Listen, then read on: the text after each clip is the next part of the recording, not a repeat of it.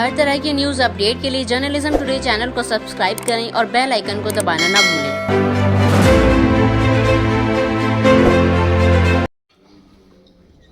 आज के इस 49वां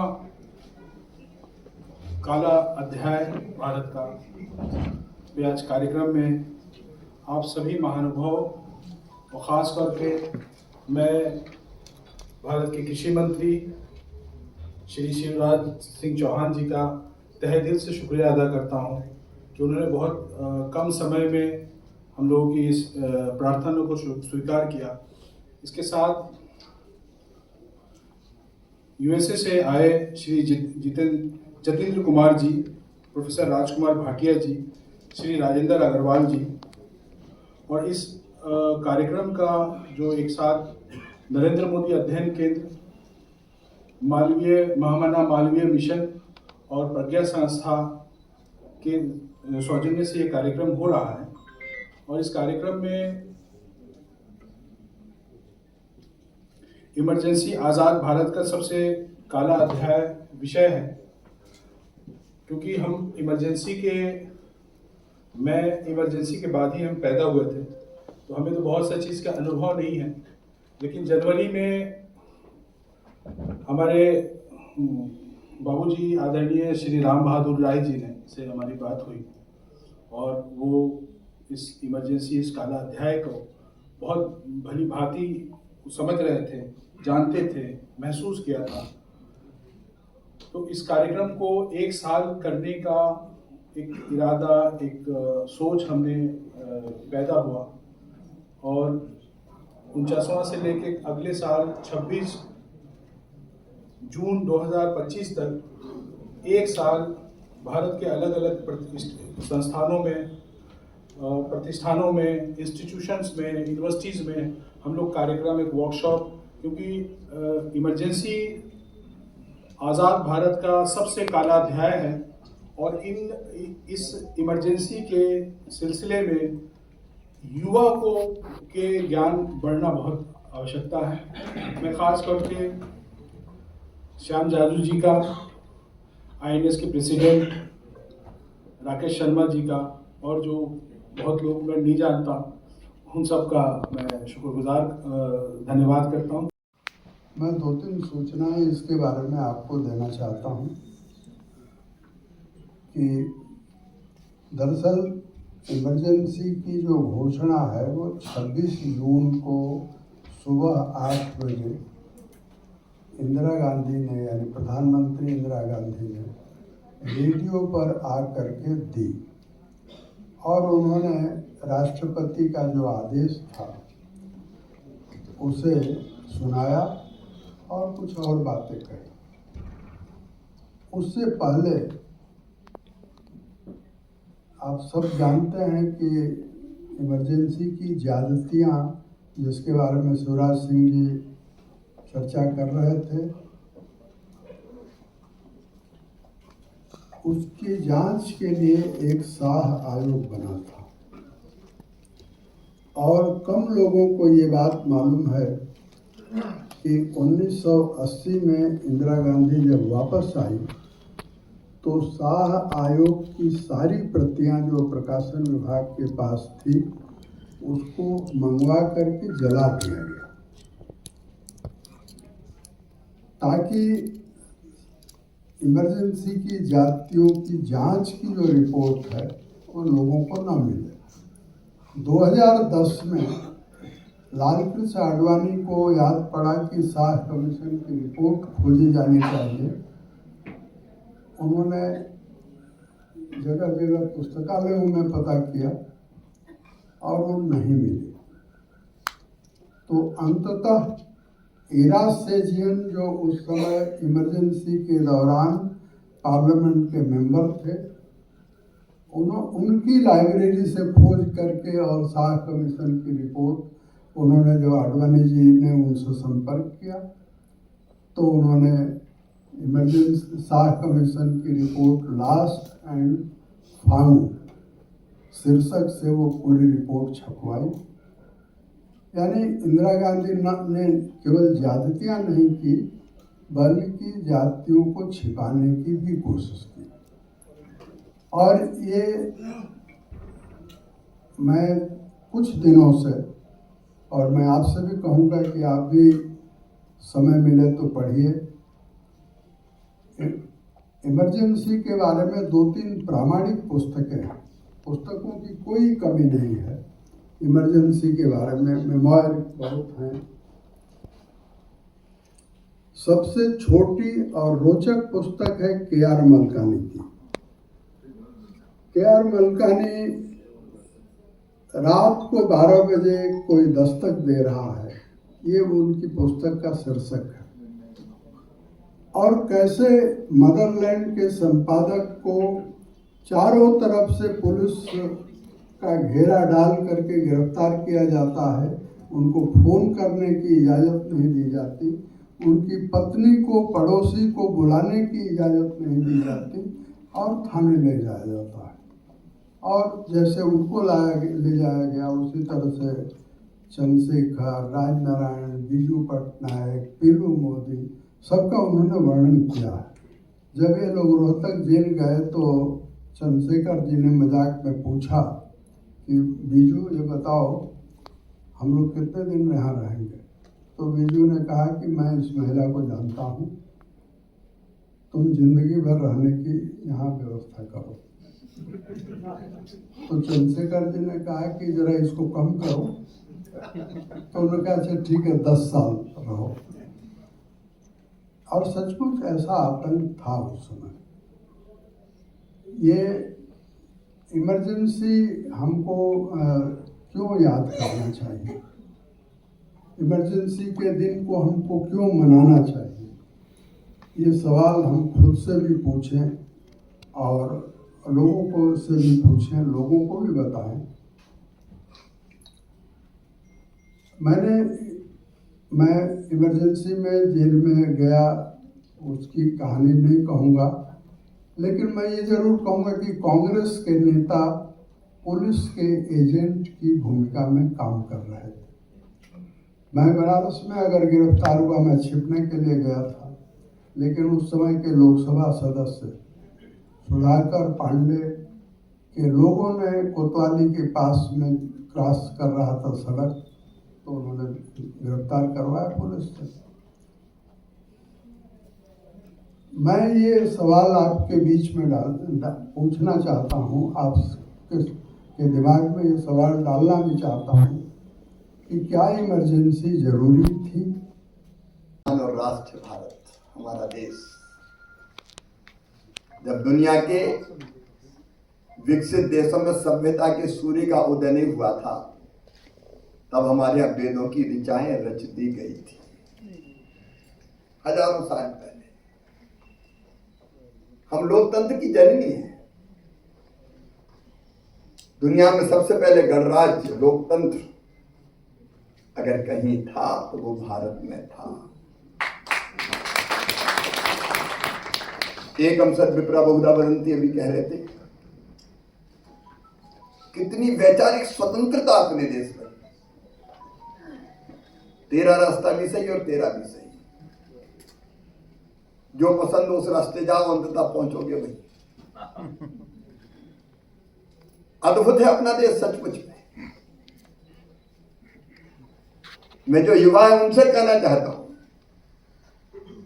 ऐसी वैचारिक स्वतंत्रता कहीं रही है क्या? हमारे देश में कई लोग साकार को मानते हैं, भगवान को मूर्ति में है, राम हो, कृष्ण हो, शिव हो, तो बोले ठीक है साकार को मानो। कुछ लोगों ने कहा कि नहीं, भगवान मूर्ति में कैसे आ सकता, वो तो सृष्टि के कण कण में विराजमान है, हम इस थ्योरी को नहीं मानते, निराकार है। बोले तुम भी सही है, तुम निराकार को मानो, किसी को सूली पर नहीं चढ़ाया। लेकिन कई ऐसे भी हमारे यहाँ हुए हैं विचारक जिनका ये तो होता ही नहीं है। एक महर्षि हुए, एक चारवाक जी, जिनने कहा यावत जीवेत सुखम जीवेत ऋणम कृत्वा घृतम पीवेत भस्मीभूतस्य देहस्य पुनर्जन्म कुतो। उन्होंने कहा जब तक जियो सुख से जियो, उधार लेके भी घी पियो। ये शरीर तो माटी में मिलने वाला, पुनर्जन्म कुछ नहीं होगा। उनको भी उपमा दी कि ये तो नया विचार दिया, ये भी महर्षि है। विचारों की ऐसी स्वतंत्रता इस धरती पर आज नहीं, हजारों साल से रही है।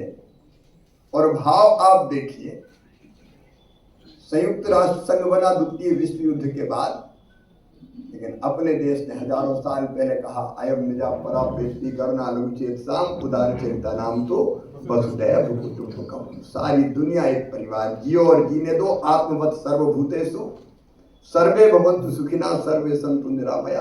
कहाँ ऐसी कल्पना है? इसी धरती पर आज जो लोग दुहाई दे रहे हैं ना संविधान की, वो जिस परंपरा से आते हैं उस परंपरा ने क्या किया? इनको तो संविधान छूने का भी हक नहीं है जो संविधान की बात है।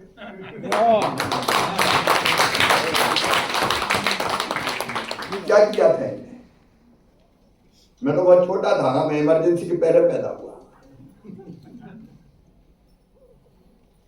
लेकिन राम बहादुर भाई साहब और राजकुमार जी यहाँ बैठे हुए हैं। मैं मॉडल स्कूल भोपाल में था, एक उसका प्रेसिडेंट था भोपाल में, टीटी नगर, तात्या टोपे नगर। आजकल ये भी बदल देते हैं, तात्या टोपे नगर को टीटी नगर कर देते हैं। और स्वाभाविक रूप से उस समय विद्यार्थी परिषद के संपर्क में आया,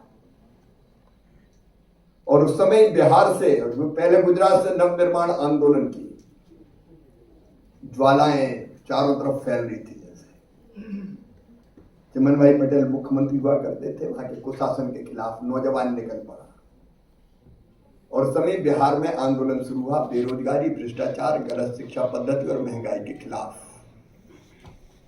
इसको छात्रों ने शुरू किया, नौजवान आगे आए और अंततः उसका नेतृत्व किया लोकनायक जयप्रकाश नारायण जी ने। मैं भी पढ़ता था, छोटा था, 10वीं 11वीं में, और हम भी उस आंदोलन में शामिल हो गए। छात्र युवा संघर्ष वाहिनी बनी थी उस समय, तो छोटे छोटे आंदोलन, प्रदर्शन। लेकिन आप एक मानसिकता देखिए, केवल सत्ता बचा रखने के लिए नहीं, कांग्रेस के डीएनए में तानाशाही है, निरंकुश शासन। जो मन में आएगा वो करेंगे, और उसमें कोई बाधा बनेगा तो वो चाहे सर्वोच्च न्यायालय के न्यायाधीश क्यों ना हो, उनको भी ठीक कर देंगे। अब मैं आप में से कई को पता होगा, अगर न्यायालय ने किसी फैसले को संविधान सम्मत नहीं माना, तो उस समय 3 न्यायाधीश ऐसे थे जिनको डिमोट करके एक को प्रमोट किया गया था। प्रतिबद्ध न्यायपालिका, जो हम कहें वो कर। कहां ऐसे उदाहरण मिलते हैं लोकतंत्र में? फैसला आया, चुनाव अवैध हो गया इंदिरा जी का, शासन प्रशासन का दुरुपयोग करके जीती, लेकिन कुर्सी नहीं छोड़ी। एक तरफ जेपी के नेतृत्व में आंदोलन चल रहा था, सिंहासन खाली करो कि जनता आती है। तय किया किसी कीमत पर नहीं छोड़ना है, और इसलिए आपातकाल लगा, संविधान की धज्जियां उड़ा दी गई, मौलिक अधिकार समाप्त कर दिए गए। प्रावधान वैसे कि एक संविधान के संशोधन पर मैं चर्चा नहीं करूंगा, वो आज का इतना विषय भी नहीं है। सारे मौलिक अधिकार खत्म, मीसा को खतरनाक बना दिया गया। राजन जी तो मीसा और डीआईआर दोनों में रहे। आप कल्पना करते हैं, कहीं को पता नहीं क्या हुआ। मेरी परीक्षा थी, मैं 11वीं की परीक्षा दे रहा हूं। उस समय 10+2 नहीं हुआ करता था मध्य प्रदेश में। 11वीं और 11वीं पास करके फिर कॉलेज में जाते थे। तो 11वीं की परीक्षा देनी थी। तो मैं तो गांव का रहने वाला, भोपाल में कमरा किराए पे लेके पढ़ते थे। आंदोलन से स्वाभाविक रूप से छात्र होने के कारण जुड़ा था। मेरी परीक्षा थी, मुझे अच्छी तरह याद है, 10 अप्रैल से 76 की बात कर रहा हूँ मैं। 8 तारीख को मैं रात को 11 बजे पढ़ रहा था, दरवाजा कमरे का खटखटाया। मैं ऐसे ही पजामा और उस शर्ट में जैसे पढ़ते हैं घर में वैसे था, और तो कोई था नहीं। दरवाजा खोला तो सामने पुलिस वाले दिखाई दिए। मुझे देखते कहा कि तू ये शिवराज सिंह चौहान? मैंने कहा हूं तो मैं। तो बोले तू इंदिरा गांधी के खिलाफ आंदोलन चलाएगा? हमें और पहले और भी धुला पतला था। मेरी परीक्षा थी तो मैंने एक बार तो ये कहा कि नहीं आंदोलन कहा। दूसरा बोला कि ये क्या दुबला पतला आंदोलन चलाएगा, कोई दूसरा शिवराज सिंह चौहान होगा। तो एक घाट से हेड कांस्टेबल थे, उनका नहीं तलाशी तो ले लो। अब तलाशी ली तो मटेरियल निकल गया। मैं उसके बाद आप बता रहा हूँ 4 थप्पड़ तो हमारे, और जैसी गालियां दी मैं बयान नहीं कर सकता। पकड़ के ले गया भोपाल के हजरतगंज थाने। हमने नाम बदल के कर दिया रानी कमलापति उसका स्टेशन का भी। और वहां बता ये कहां से आए तेरे पास, साइकिल स्टाइल पर्चे बाकी चीजें। और मैं सच कह रहा हूं इमरजेंसी क्या होती है। मेरे घुटनों के जोड़ों में, कोहनियों के जोड़ों में इतने डंडे मारे गए कि आज भी जब बादल आते हैं, कड़कते हैं, तब हाथ और पैर दुखते हैं। एक एक जोड़ दुखता है। भयानक पिटाई। और मेरी उम्र कितनी थी? 17 साल मुश्किल से। ऐसी एक घटना नहीं थी, अनेकों घटनाएं थी। रात भर जगा के रखा, सोने भी नहीं दिया, खाने भी नहीं दिया। बता सही कर देंगे तुझे। और उसके बाद फिर कहानी भी 2 मिनट में बता ही देता हूं। बोले इसको रिमांड पे ले चलो। तो दूसरे दिन छुट्टी थी तो एक पटेल साहब थे न्यायाधीश, उनके घर ले गए। ले तो गए जीप में, और वहां से दस्तखत करा के फिर 2 सिपाहियों के हाथ में दे दिया कि ले जाओ। हथकड़ियां लगी थी मेरे। 11वीं पढ़ने वाले किशोर के हाथों में हथकड़ियां, और फिर 2 सिपाहियों को कहा कि अब ले जाओ जेल से। तो हमें पैदल वहां से ले जा रहे थे, तो एक टांगे में कुछ बच्चे आ रहे थे। उनको लगा वो मैली सी शर्ट हो गई थी, रात भर पिटे थे। उन्हें समझा कोई चोर जा रहा है। तो टांगे में वो कहने लगी कि पता नहीं कौन है, चोर है क्या। फिर मुझे लगा कि नहीं ये तो गड़बड़ हो रही है। एक नारा उस समय बहुत पॉपुलर था, जुल्म के आगे नहीं झुकेंगे, जुल्म किया तो और लड़ेंगे। मैं 2-3 सूचनाएं इसके बारे में आपको देना चाहता हूं कि दरअसल इमरजेंसी की जो घोषणा है वो 26 जून को सुबह 8 बजे इंदिरा गांधी ने, यानी प्रधानमंत्री इंदिरा गांधी ने रेडियो पर आकर के दी। और उन्होंने राष्ट्रपति का जो आदेश था उसे सुनाया और कुछ और बातें कही। उससे पहले आप सब जानते हैं कि इमरजेंसी की ज्यादतियां, जिसके बारे में शिवराज सिंह जी चर्चा कर रहे थे, उसकी जांच के लिए एक शाह आयोग बना था। और कम लोगों को ये बात मालूम है कि 1980 में इंदिरा गांधी जब वापस आई तो शाह आयोग की सारी प्रतियां जो प्रकाशन विभाग के पास थी उसको मंगवा करके जला दिया गया, ताकि इमरजेंसी की जातियों की जांच की जो रिपोर्ट है वो लोगों को न मिले। 2010 में लालकृष्ण आडवाणी को याद पड़ा कि शाह कमीशन की रिपोर्ट खोजी जानी चाहिए। उन्होंने जगह जगह पुस्तकालयों में पता किया और वो नहीं मिली। तो अंततः इराज सेजियन जो उस समय इमरजेंसी के दौरान पार्लियामेंट के मेंबर थे, उनकी लाइब्रेरी से खोज करके और शाह कमीशन की रिपोर्ट उन्होंने, जब आडवाणी जी ने उनसे संपर्क किया तो उन्होंने इमरजेंसी शाह कमीशन की रिपोर्ट लास्ट एंड फाउंड शीर्षक से वो पूरी रिपोर्ट छपवाई।